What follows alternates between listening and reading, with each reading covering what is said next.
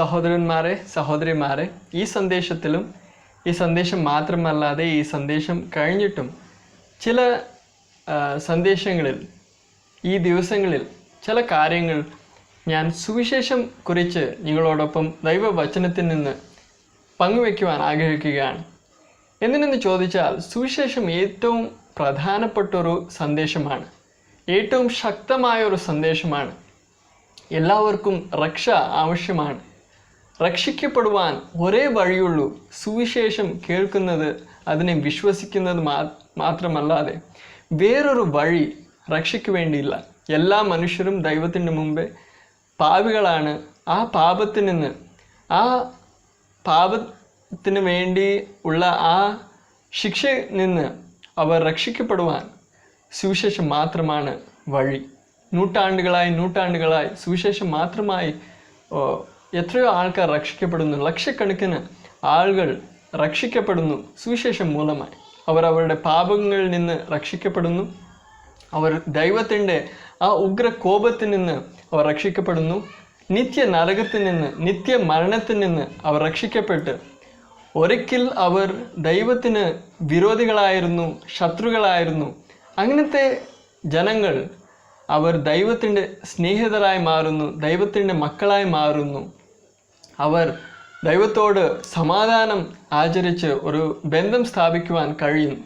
ഇതെല്ലാം സാധ്യമാക്കിയത് സുവിശേഷം ആണ്. സുവിശേഷം അല്ലാതെ വേറൊരു വഴിയില്ല. അതിനെക്കുറിച്ച് ഒരു വാക്യം ഞാൻ വായിക്കുവാൻ ആഗ്രഹിക്കുകയാണ്. ദൈവവചനത്തിൽ നിന്ന് ഒരു വാക്യം വായിക്കാം. റോമർക്ക് എഴുതപ്പെട്ട ലേഖനം, റോമർ 1-ാമത്തെ അധ്യായം 16-ാമത്തെ വാക്യം. റോമർ 1:16. സുവിശേഷത്തെ കുറിച്ച് എനിക്ക് ലജ്ജയില്ല. വിശ്വസിക്കുന്ന ഏവനും, ആദ്യം യഹൂദനും പിന്നെ യവനനും, അത് രക്ഷയ്ക്കായി ദൈവശക്തിയാകുന്നുവല്ലോ. ഇവിടെ ദൈവവചനം എത്ര തെളിവായിട്ടാണ്, എത്ര സ്പഷ്ടമായിട്ടാണ് നമുക്ക് അറിയിക്കുന്നത്. സുവിശേഷം എന്ന് നമ്മൾ പറയുന്ന ഈ സന്ദേശം വേറെ സന്ദേശങ്ങൾ പോലെ ഒരു സാധാരണമായ ഒരു സന്ദേശം അല്ല. സുവിശേഷം മൂലമായിട്ട് നടക്കുന്നത് എന്തുവാണ്? ഒരു വ്യക്തി സുവിശേഷം പ്രസംഗിക്കപ്പെടുന്നത് കേൾക്കുമ്പോൾ, ആ സന്ദേശത്തെ വിശ്വസിക്കുമ്പോൾ നടക്കുന്നത് ദൈവശക്തി വ്യാപരിക്കുകയാണ്, ക്രിയ ചെയ്യുകയാണ്. ദൈവശക്തി ആ സന്ദേശം മൂലമായിട്ട് ക്രിയ ചെയ്യുകയാണ്. ആ വ്യക്തിയുടെ ജീവിതത്തിൽ ക്രിയ ചെയ്ത് ദൈവശക്തിയെ മൂലം ആ വ്യക്തി രക്ഷ പ്രാപിക്കുകയാണ്. അവൻ്റെ പാപങ്ങളിൽ നിന്ന്, ദൈവത്തിൻ്റെ ആ ഉഗ്ര കോപത്തിൽ നിന്ന് അവൻ രക്ഷിക്കപ്പെട്ട് ദൈവ പൈതലായി മാറുകയാണ്. ഈ ഒരു സന്ദേശം എത്ര അദ്വിതീയമായ ഒരു സന്ദേശമാണ്. വേറെ ഒരു സന്ദേശം ഇങ്ങനത്തെ ഒരു സന്ദേശമില്ല, ഇങ്ങനത്തെ പോലെ ഒരു സന്ദേശമില്ല. രക്ഷിക്കപ്പെടുവാൻ ഒരു വഴിയുമില്ല, സുവിശേഷം മാത്രമാണ് ആ ഒരേ വഴി. അതുകൊണ്ട് സുവിശേഷം എത്ര പ്രധാനപ്പെട്ടതാണ്, എത്ര വിലയേറിയതാണ്. ഈ കാര്യം നമ്മൾ മനസ്സിലാക്കേണ്ടതാകും. അതല്ലാതെ ഇങ്ങനെ നമ്മൾ നോക്കുമ്പോൾ സുവിശേഷം മൂലമായിട്ട് രക്ഷയ്ക്ക് ഒരു വഴിയുണ്ട്. എന്നാൽ സാത്താൻ ഇത് ആഗ്രഹിക്കുന്നില്ല. യാരും രക്ഷിക്കപ്പെടുവാൻ സാത്താൻ ആഗ്രഹിക്കുന്നില്ല. അതുകൊണ്ട് സാത്താൻ പരിശ്രമം നടത്തുന്നത് ഈ സുവിശേഷം പ്രസംഗിക്കപ്പെടരുത്. ഈ സുവിശേഷം പ്രസംഗിക്കപ്പെട്ടാലും ജനങ്ങൾ ഇതിനെ കേൾക്കരുത്. ഈ സുവിശേഷത്തെ കേട്ടാലും അവർ ഈ സന്ദേശത്തെ വിശ്വസിക്കരുത്. അതിനു വേണ്ടി അവൻ പരിശ്രമം നടത്തും. എന്നാൽ പരാജയപ്പെടുമ്പോൾ അവൻ അടുത്ത പടി എന്താണ് ചെയ്യുന്നതെന്ന് ചോദിച്ചാൽ, ആദ്യം അവൻ പുറത്തു നിന്നാണ് അവൻ അറ്റാക്ക് ചെയ്തുകൊണ്ടിരുന്നത്. എന്നാൽ അത് കഴിഞ്ഞിട്ട് അവൻ അകത്തെ വന്ന് അകത്ത് നിന്ന് അവൻ അറ്റാക്ക് ചെയ്യുവാൻ പരിശ്രമിക്കും. ഒരു വഴി അത് ഇങ്ങനെ ആണ്.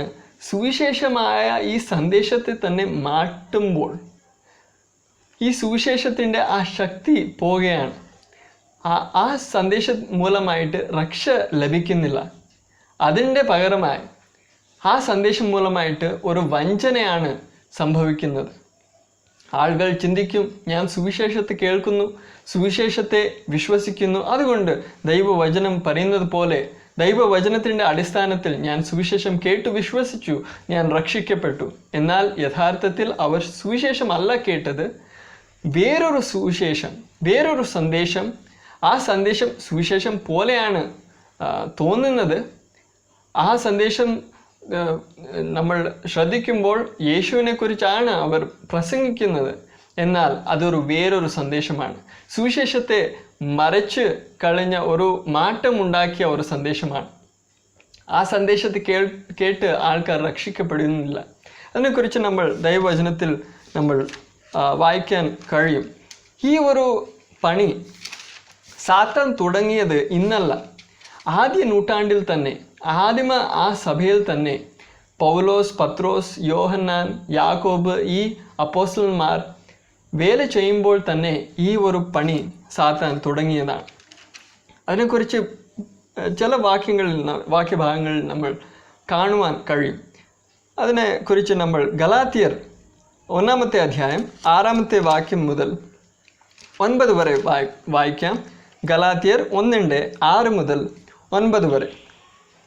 ക്രിസ്തുവിൻ്റെ കൃപയാൽ നിങ്ങളെ വിളിച്ചവനെ വിട്ട് നിങ്ങൾ ഇത്ര വേഗത്തിൽ വേറൊരു സുവിശേഷത്തിലേക്ക് മറിയുന്നത് കൊണ്ട് ഞാൻ ആശ്ചര്യപ്പെടുന്നു. അത് വേറൊരു സുവിശേഷം എന്നല്ല, ചിലർ നിങ്ങളെ കലക്കി ക്രിസ്തുവിൻ്റെ സുവിശേഷം മറിച്ചു കളവാൻ ഇച്ഛിക്കുന്നു എന്നത്രേ. എന്നാൽ ഞങ്ങൾ നിങ്ങളോട് അറിയിച്ചതിന് വിപരീതമായി ഞങ്ങളാകട്ടെ സ്വർഗത്തിൽ നിന്ന് ഒരു ദൂതനാകട്ടെ നിങ്ങളോട് സുവിശേഷം അറിയിച്ചാൽ അവൻ ശപിക്കപ്പെട്ടവൻ. ഞങ്ങൾ മുൻ പറഞ്ഞതുപോലെ ഞാൻ ഇപ്പോൾ പിന്നെയും പറയുന്നു, നിങ്ങൾ കൈക്കൊണ്ട സുവിശേഷത്തിന് വിപരീതമായി ആരെങ്കിലും നിങ്ങളോട് സുവിശേഷം അറിയിച്ചാൽ അവൻ ശപിക്കപ്പെട്ടവൻ. ഇത്ര തീവ്രമായ പദങ്ങൾ കൊണ്ടാണ് അപ്പോസ്തലനായ പൗലോസ് പരിശുദ്ധാത്മാവിൻ്റെ പ്രേരണയാൽ ഈ വാക്യഭാഗം എഴുതിയത്. അതിന് കാരണം പൗലോസ് മാത്രമാണ് നല്ലൊരു വേലക്കാരൻ, ശുശ്രൂഷകൻ. വേറെ ശുശ്രൂഷകർ അവർ ശരിയായിട്ടുള്ളൊരു പ്രാസംഗികർ അല്ല, അവർ പ്രസംഗിക്കുന്നത് ശരിയല്ല. പൗലോസാണ് ശരിയായിട്ടുള്ളൊരു അപ്പോസ്തലൻ എന്ന് കാണിക്കുവാനല്ല പൗലോസ് ഇങ്ങനത്തെ പദങ്ങൾ ഉപയോഗിക്കുന്നത്. ശപിക്കപ്പെട്ടവൻ എന്ന ആ പദം കൂടി പൗലോസ് ഉപയോഗിക്കുകയാണ്. അതിന് കാരണം ഗലാത്യയുടെ ആ പ്രദേശത്തിൽ വാസം ചെയ്ത ആ ജനങ്ങൾക്ക് പൗലോസ് അവിടെ പോയി സുവിശേഷം അറിയിച്ചു, ആൾക്കാർ രക്ഷിക്കപ്പെട്ടു, ഒരു സഭ സ്ഥാപിതമായി. പൗലോസ് വേറെ ഇടങ്ങളിൽ പോയ ശേഷം വേറെ ആൾക്കാർ വന്ന് അവിടെ വേറൊരു സന്ദേശം പ്രഖ്യാപിക്കുകയാണ്. അതും സുവിശേഷമാണ്, യേശുവിനെ കുറിച്ച് തന്നെയാണ്. എന്നാൽ പൗലോസ് അവർക്ക് അറിയിച്ച സുവിശേഷത്തിന് വിപരീതമായൊരു സന്ദേശമാണ്. ആ സന്ദേശം മൂലമായിട്ട് നടക്കുന്നത് എന്താണ്? അതിലേക്ക് അവർ മറിയുന്നത് പൗലോസ് കാണുകയാണ്. അതിലേക്ക് മറിയുമ്പോൾ അവർ രക്ഷിക്കപ്പെട്ട ആ അവസ്ഥയിൽ നിന്ന് മാറുകയാണ്. ആ സുവിശേഷത്തെ അവർ സ്വീകരിക്കുമ്പോൾ, വിശ്വസിക്കുമ്പോൾ അവരുടെ രക്ഷ നഷ്ടപ്പെടുവാൻ ഇടയാകുന്നത് ഒരു സാധ്യതയാണ്. എന്തിനെന്ന് ചോദിച്ചാൽ ആ സന്ദേശം മൂലമായിട്ട് രക്ഷ ലഭിക്കുന്നില്ല. സുവിശേഷം മൂലമായിട്ട് മാത്രമാണ് രക്ഷ ലഭിക്കുന്നത്. അതുകൊണ്ട് ആ അപായം, ആ ഒരു ഡേഞ്ചർ പൗലോസ് കാണുമ്പോൾ, അതുകൊണ്ടാണ് ഈ പൗലോസ് ഇങ്ങനെ ഒരു തീവ്രമായിട്ട് ഈ വാക്യങ്ങൾ എഴുതുന്നത്. അതേപോലെ ഇന്നും നമ്മൾ ചിന്തിക്കേണ്ടത്, ആ സമയത്തിൽ അപ്പോസ്തലന്മാർ പ്രവർത്തിച്ച ആ സമയത്തിൽ പരിശുദ്ധാത്മാവ് ശക്തമായി സഭയിലും ലോകമെമ്പാടും സുവിശേഷം പടരുന്നത് മൂലമായി പരിശുദ്ധാത്മ ശക്തമായിട്ട് ഉണർവുകൾ സൃഷ്ടിച്ച് പരിശുദ്ധാത്മാവ് ശക്തമായിട്ട് പ്രവർത്തിക്കുന്ന ആ സമയത്ത് സാത്താൻ ഇങ്ങനത്തെ ഒരു പണി ചെയ്യുവാൻ കഴിഞ്ഞെങ്കിൽ, നമ്മൾ ഈ സമയത്ത്, നമ്മൾ ജീവിക്കുന്ന ഈ കാലത്ത് ഇങ്ങനത്തെ ഒരു സുവിശേഷം പ്രസംഗിക്കപ്പെടുന്നുവോ ഇല്ലയോ എന്ന് നമ്മൾ ചിന്തിക്കേണ്ടത് വളരെ പ്രധാനപ്പെട്ട ഒരു വിഷയമാണ്. ആവശ്യമാണ്. എന്തിനെന്ന് ചോദിച്ചാൽ ആ ഒരു സന്ദേശം സുവിശേഷം എന്നൊരു പേരിലാണ് അറിയപ്പെടുന്നത്. ആ സന്ദേശവും കർത്താവായ യേശു ക്രിസ്തുവിനെ കുറിച്ചും തന്നെയാണ്. കർത്താവായ യേശു ക്രിസ്തുവിൻ്റെ ക്രൂശീകരണത്തിനെ കുറിച്ച് തന്നെയാണ്. കർത്താവായ യേശു ക്രിസ്തുവിനെ വിശ്വസിക്കണം എന്ന് തന്നെയാണ്. എന്നാൽ അതിൽ ചില വ്യത്യാസങ്ങളുണ്ട്. അപ്പോസ്തലന്മാരായ പൗലോസ്, പത്രോസ്, യോഹന്നാൻ, യാക്കോബ് ഇവരെല്ലാം പ്രസംഗിച്ചത് ആ സന്ദേശം എന്താണ് കർത്താവിൻ്റെ വചനത്തിൽ നമ്മൾ കാണുവാൻ കഴിയും. ആ സന്ദേശത്തിന് വിപരീതമായി വേറൊരു സുവിശേഷം, പല വിധമായി സുവിശേഷം അറിയപ്പെടുന്നു, പ്രസംഗിക്കപ്പെടുന്നു. ആ സന്ദേശങ്ങൾ മൂലം രക്ഷ ലഭിക്കുന്നില്ല, വഞ്ചനയാണ് ഉണ്ടാകുന്നത്. ആൾക്കാർ ചിന്തിക്കും, ഞാൻ സുവിശേഷത്തെ വിശ്വസിച്ചു, ഞാൻ രക്ഷിക്കപ്പെട്ടു. എന്നാൽ അവർ രക്ഷിക്കപ്പെട്ടിട്ടില്ല. അതുകൊണ്ട് ഇന്നത്തെ ഒരു ആവശ്യമുള്ളത്, ഇന്ന് നമ്മൾ മനസ്സിലാക്കണം സുവിശേഷം എന്താണ്. അപ്പോൾ മാത്രമേ നമ്മൾ വേറൊരു സുവിശേഷം, ആ വഞ്ചനയുടെ വേറൊരു സന്ദേശത്തെ നമ്മൾക്ക് തിരിച്ചറിയുവാൻ കഴിയുകയുള്ളൂ. അതിന് നമ്മൾ ഒരേ വഴിയുള്ളൂ, ദൈവത്തിൻ്റെ വചനത്തെ നമ്മൾ അധ്യയനം ചെയ്യണം, പഠിക്കണം. അതല്ലാതെ വേറൊരു വഴിയില്ല. അപ്പോസ്തലന്മാരുടെ പ്രവർത്തികളുടെ പുസ്തകത്തിൽ 17-ാമത്തെ അധ്യായം 11-ാമത്തെ വാക്യത്തിൽ നമ്മൾ കാണുന്നത്, ബെരോവ എന്ന ആ പ്രദേശത്തിലുള്ള യൂതന്മാർ ആ പൗലോസ് പ്രസംഗിക്കുമ്പോൾ അവർ പ്രതി ദിവസവും വന്ന് പള്ളിയിൽ ലേഖനങ്ങൾ, തിരുവെഴുത്തുകൾ എടുത്ത് അവർ പരിശോധിക്കുമായിരുന്നു. ഇങ്ങനെ തന്നെ എഴുതിയിരിക്കുകയാണോ ഇല്ലയോ എന്ന്. അങ്ങനെ തന്നെ ആ മനോഭാവത്തിൽ തന്നെ നമ്മൾ ഈ ദിവസങ്ങളിൽ സുവിശേഷം നമ്മൾ കേൾക്കുന്നു. ആ സുവിശേഷം അങ്ങനെ തന്നെ ദൈവവചനത്തിൽ ഉണ്ടോ ഇല്ലയോ, ആദിമസഭയിൽ പ്രസംഗിക്കപ്പെട്ട സന്ദേശം ഇത് തന്നെയാണോ ഇല്ലയോ, ചില മാറ്റങ്ങൾ വന്നിട്ടുണ്ടോ എന്ന് നമ്മൾ ശ്രദ്ധിച്ച് പഠിക്കേണ്ടതാണ്. ഇല്ലെങ്കിൽ നമ്മൾ വഞ്ചനയിൽ അകപ്പെടും. നമ്മൾ മാത്രമല്ല, നമ്മൾ വേറെ ആൾക്കാർക്കും അതേ സുവിശേഷം, അതേ സന്ദേശം, നമ്മൾ കേട്ട അതേ സന്ദേശം, നമ്മൾ വിശ്വസിച്ച അതേ സന്ദേശത്തെ നമ്മൾ വേറെ ആൾക്കാർക്കും സ്വാഭാവികമായി അറിയിക്കും. അപ്പോൾ ഈ വഞ്ചന ഒരു വ്യാധിയായി എല്ലായിടത്തും പടരും. ആൾക്കാർ ചിന്തിക്കും നമ്മൾ രക്ഷിക്കപ്പെട്ടതാണ്. എന്നാൽ ആ അന്തിമ ശ്വാസം വരെ അങ്ങനെ തന്നെ അവർ ചിന്തിക്കും, ഞാൻ രക്ഷിക്കപ്പെട്ടതാണ്. എന്നാൽ അന്തിമ ശ്വാസം കഴിഞ്ഞിട്ട് അവർ നരകത്തിലേക്കാണ് അവർ പോകുന്നത്. അവിടെ അവർ നിലവിളിക്കും. അങ്ങനത്തെ ഒരു വലിയൊരു സീരിയസ്, ഗൗരവമുള്ള ഒരു സംഭവമാണ്, ഒരു കാര്യമാണിത്. അതുകൊണ്ട് ഈ വിഷയം എല്ലാവർക്കും ആവശ്യമാണ് മനസ്സിലാകുന്നത്.